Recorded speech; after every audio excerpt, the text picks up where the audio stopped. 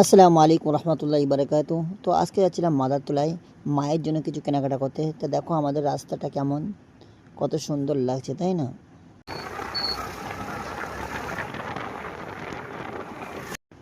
তো ফাইনালি জুতোর দোকানে এসে জিজ্ঞাসা করছি জুতোর দাম কত।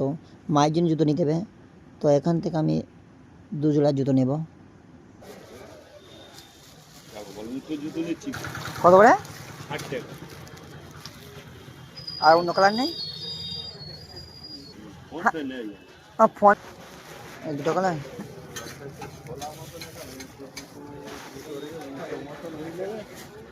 নেই, 2 জোড়াই নেই। আপনার স্ক্যান দেন না, একটু মারা যাবে পয়সা ও বেশি না।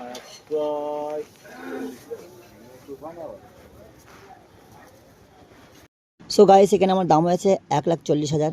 তো এখানে আমি টাকাটা মিটিয়ে আবার চলে গেলাম আর একটা জিনিসের জন্য রওনা দিতে। তো টাকাটা কমপ্লিট করে দিলাম, 1,40,000 দেখে নেন আপনারা।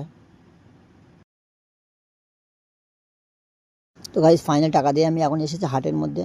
আমি একটা আয়না খুঁজে দেয়, তো অনেক সময় ধরে খুঁজে পেলাম না, দেখি আরেকটা দোকানে যাই। চারিদিকে শুধু খুঁজছি আর কি করবো, দেখি কোথায় পাই। ফাইনালি সেই ধামাকা বড় আয়না আমি পেয়ে গেছি এখানে। দামটা মাত্র 30,000 টাকা নিয়েছে, এত কম আমি ভাবতেই পারিনি। অত বড় আয়না, এই আয়নার মুখ দেখে পুরো শান্তি। তো আমি এখান থেকে টাকা কমপ্লিট করে নিলাম। দেখেন আমার কাছে অত টাকা ছিল না ক্যাশ, তবু বলছে ফোনপে মার। আমি বলি না, আপনার ব্যাংকের অ্যাকাউন্টটা দেন, আমি ব্যাংকে অ্যাকাউন্ট মেরে দিচ্ছি। বলেন আমার স্ক্যানে মেরে দাও। আমি স্ক্যানে ফাইনালি মারলাম। আর কত টাকা মেরেছে আপনার জানেন তো? এই 30,000 টাকা আমার কীভাবে নিয়ে নিয়েছে আমার কাছ থেকে।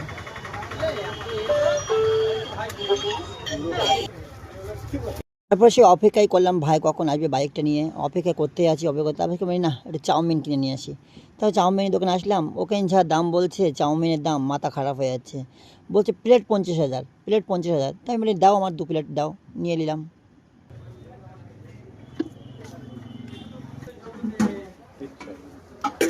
গ্যাস কেজি 2,000 টাকা।